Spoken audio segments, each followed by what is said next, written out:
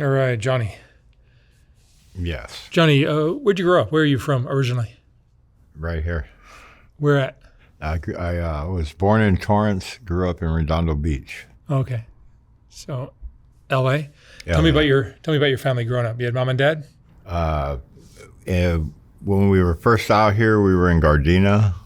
My dad worked in a junkyard, and there was seven children, my mom and dad. They split up when I was like 5. My mom took 2 of my little sisters and my little brother, and my dad took my other 2 little sisters and my older brother to his mom's house in Colorado. So you went with mom? I went with my mom out to we went to a trailer park in Gardena. How would you describe your childhood? It was hectic, I would say. My dad had grandma seizures, and he drank heavy alcohol, and when he did, it brought on the seizures. And mom beating, we called it. How far did you go to school? I went to 8th grade here in Redondo Beach, then no further, no high school until I went to federal prison. I got a GED there. And you've had troubles with the law. That's putting it mildly. Tell me about some of your exploits. With law enforcement. Okay, do you want my first arrest? Sure, let's hear. Let's start Okay, so me and a friend were down here in King Harbor in Redondo Beach. This is, now you got to understand, this is in like 1972 about. And there's like a bohemian dude, like back then, the hippies. He's getting his boat ready, and me and my friend, we're just now 12 years old. And we asked him, where are you going? He said, Avalon, which is Catalina. You know, can we get a ride over there? So he does. You're not supposed to be on Catalina Island without adult supervision. So he sees us later on, and he's got like most of a gallon jug of wine, cheap wine, and he gives it to us. And Catalina is really small, or Avalon, the beach, because mostly the marine docking is by buoy, because it's a small island. So there's nowhere to go. So of course we're puking on the beach after a half hour of this wine, and they didn't even bother to lock the cell doors up there. They just threw us both in there, let us sleep it off, and called our parents. And it cost $8 each to send us back on a seaplane on the way back. That was my first arrest. My second arrest was 3 counts of grand theft boat in King Harbor again, by the harbor master right there. I went right by the harbor master and lost. I didn't know about the boat I had. It had a gas bulb. You had to undo the screw, let the gas flow. So I ran out of gas right in front of the harbor master. So back then, that's when Laugh-In came in, and my mom had got me for my 12th birthday a bright white Laugh-In jacket with the paintings all over it, the sayings and whatnot. So I was highly visible. This is before they had America's Dumbest Criminals. So I guess you could say we invented it back then.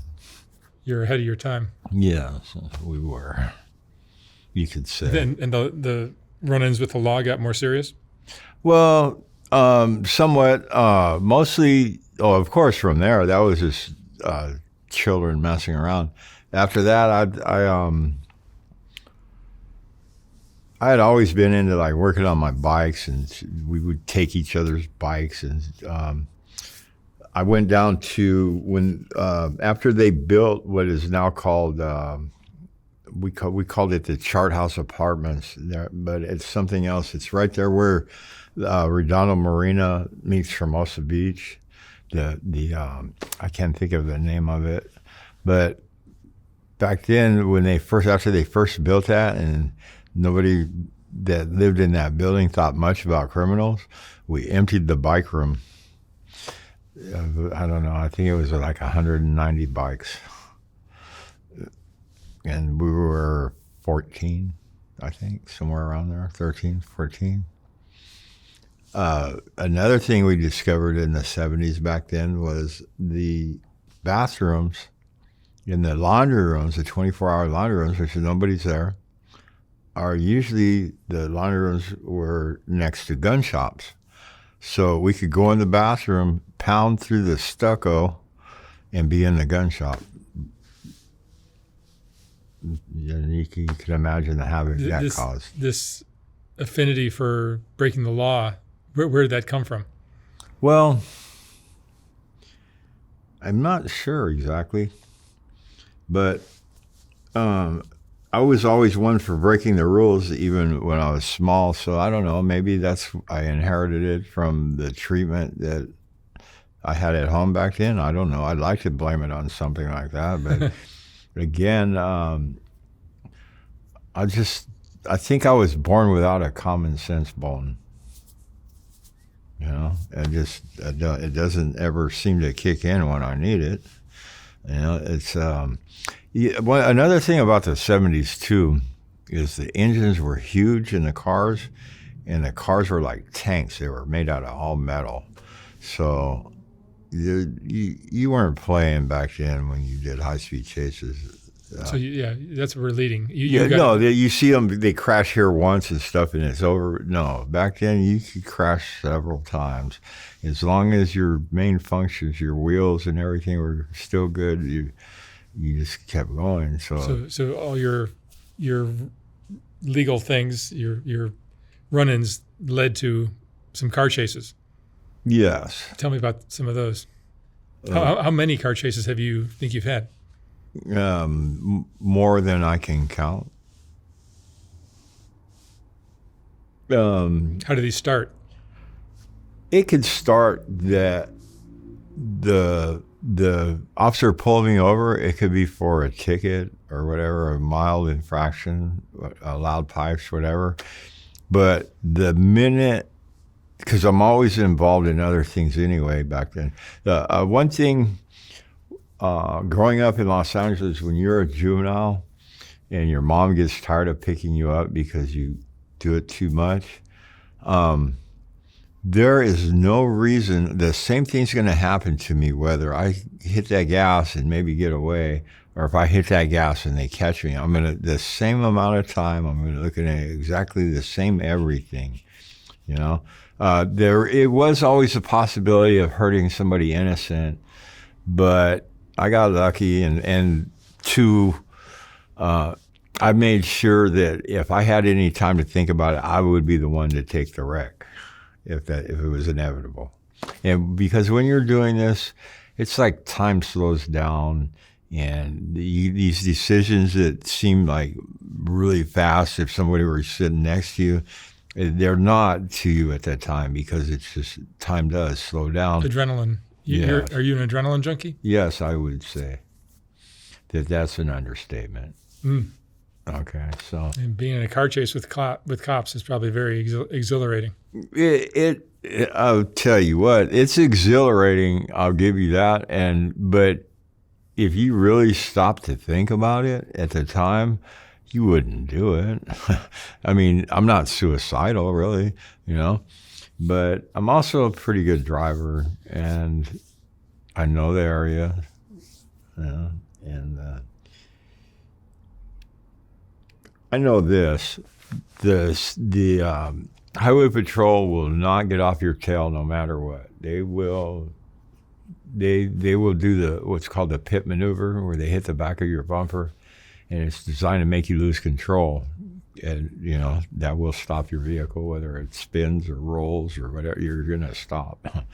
And for a long time, so much bad stuff was happening from these high-speed chases that they started changing the laws out here in LA.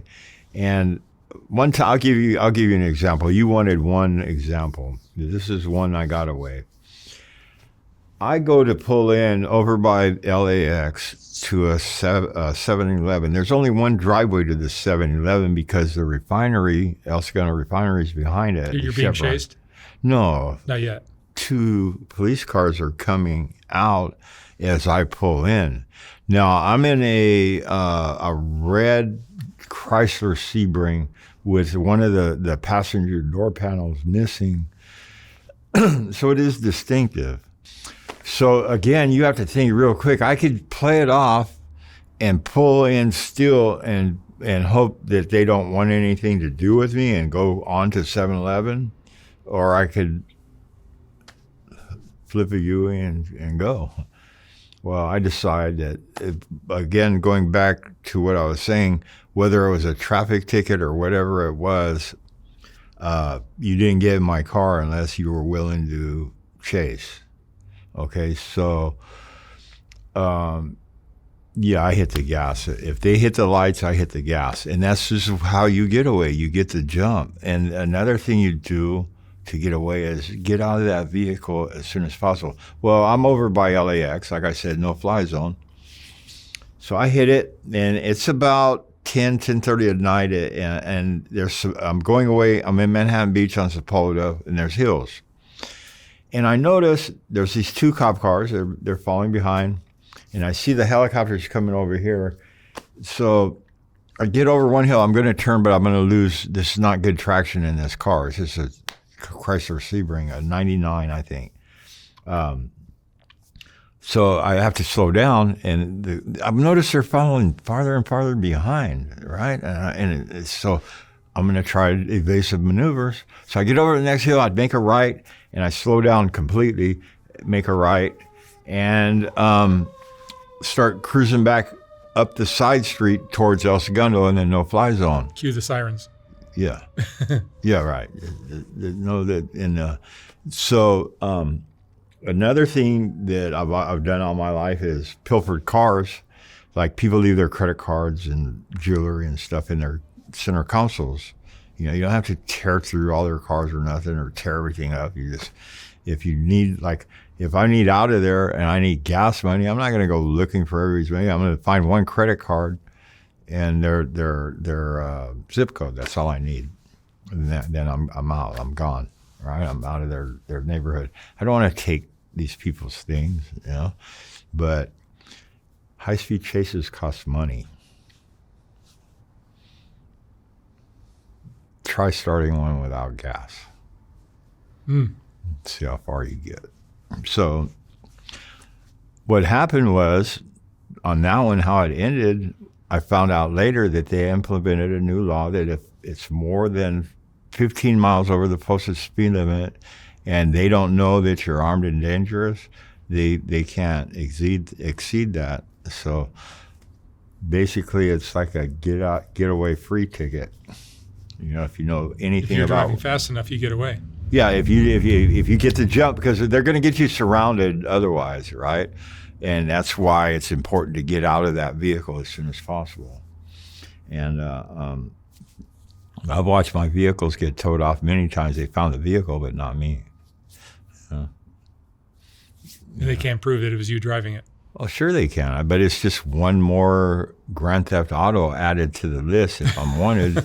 What difference does it make if I have 1 or 10, and when almost 10 times out of 10, if I'm not out robbing people or out using drugs or drinking in that thing, they're going to give the sentence to me concurrent, which means I do one sentence for all 10 things, which is 16 months, 2 years, and 3 years. The middle being 2 years.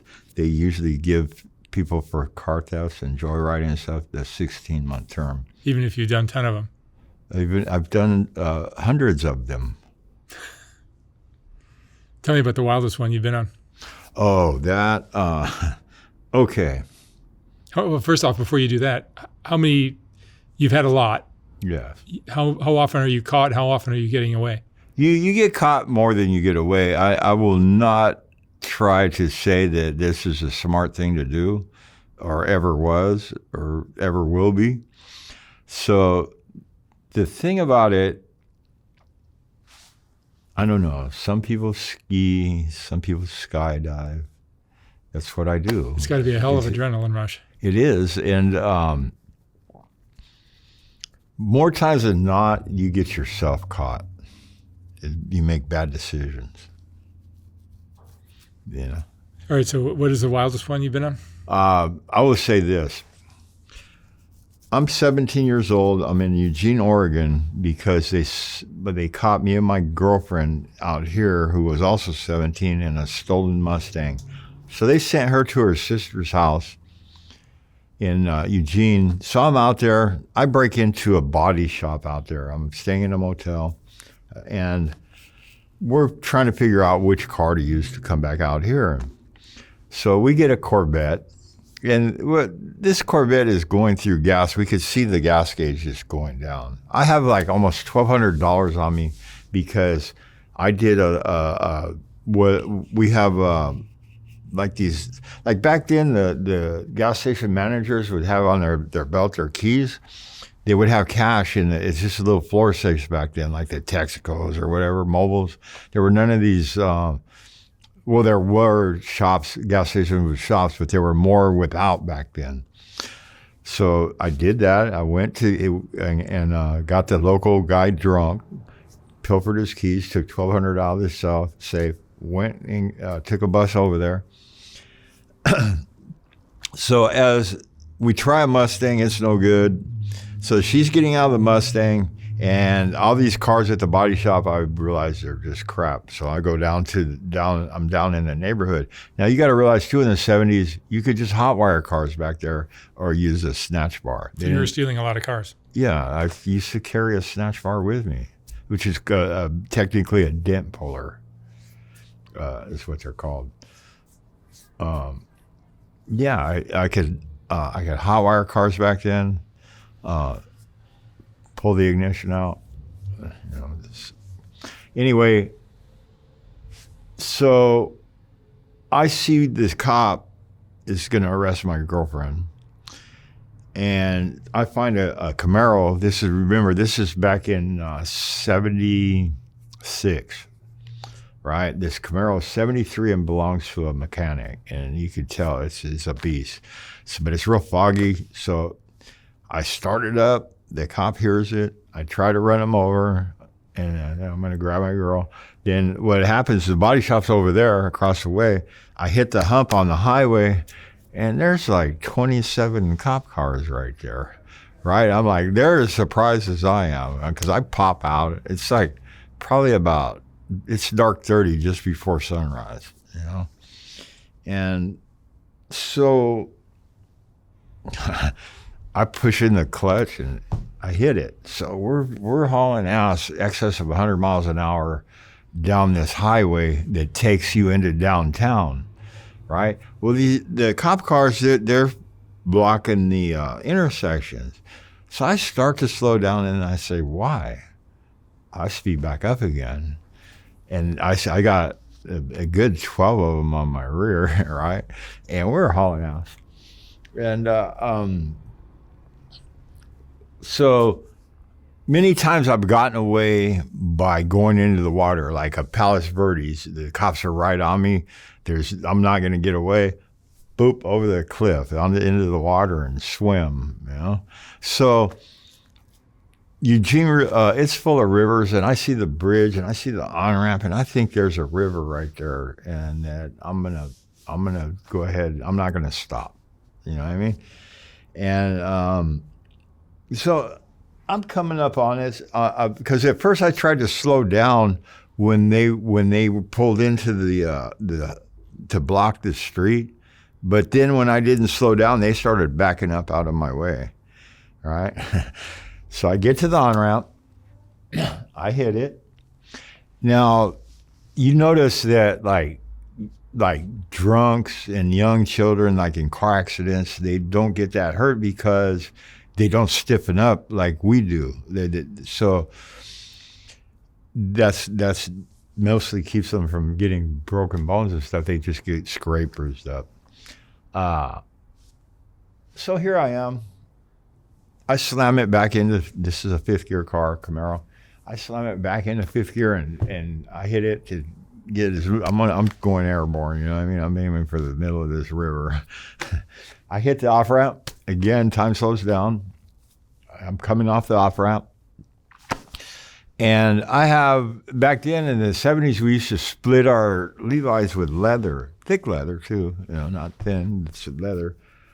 So when I get to the top of the off ramp, I'm going off, I look off the side and I see a street way down there. I mean, way down there, right?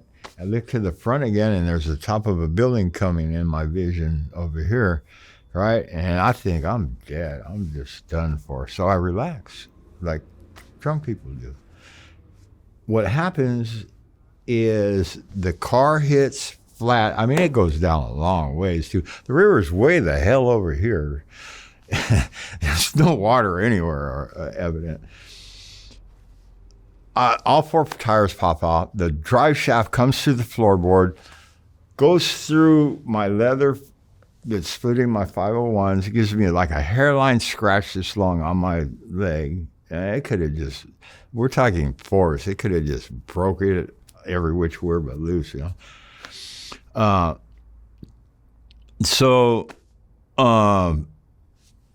Next thing I know, I'm waking up in the hospital. And it comes out in the front page. It's actually, we could pull it up, and probably still to this day. And what year was this? 1976 or 5. Eugene, Oregon? Eugene, Oregon, right? And I meant to pull it back up again. I don't know if they computerize their stuff or, you know. That's pretty far back. Yeah, it is.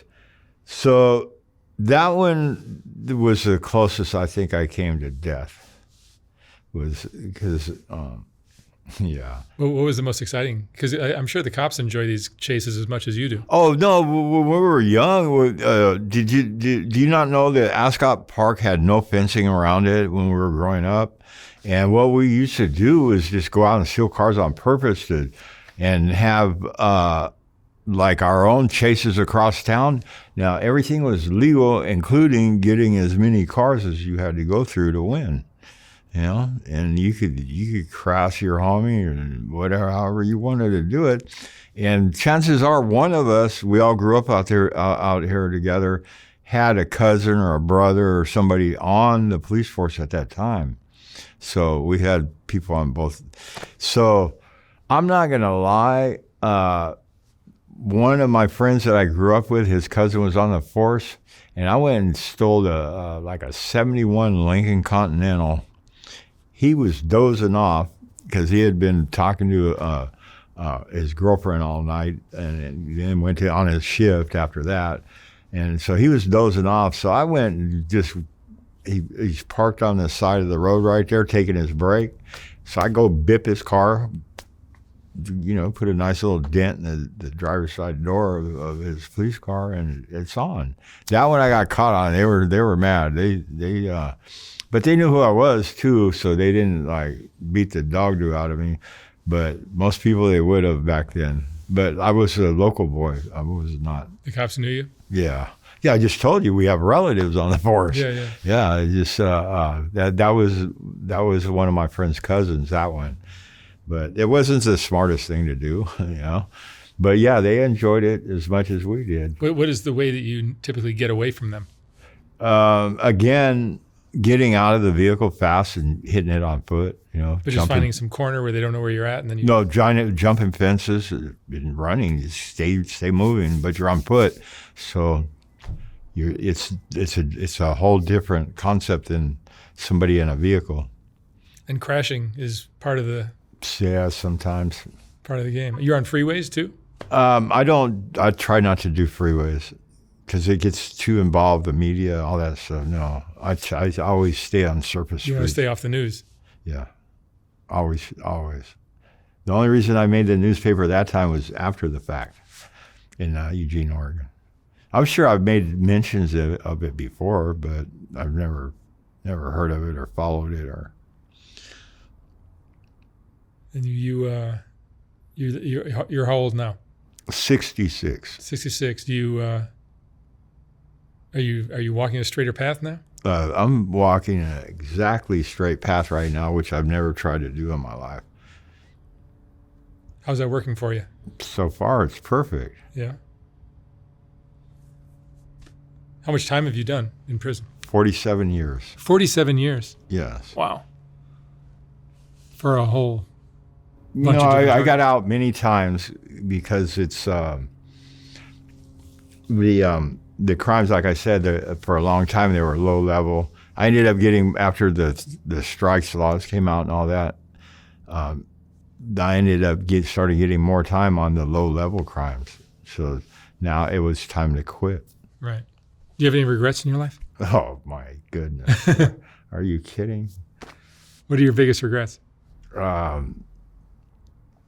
That I stole this time from my family. Do you have kids? No, I avoided that until I was done. That's what do you think I'm trying to be done now before things stop working?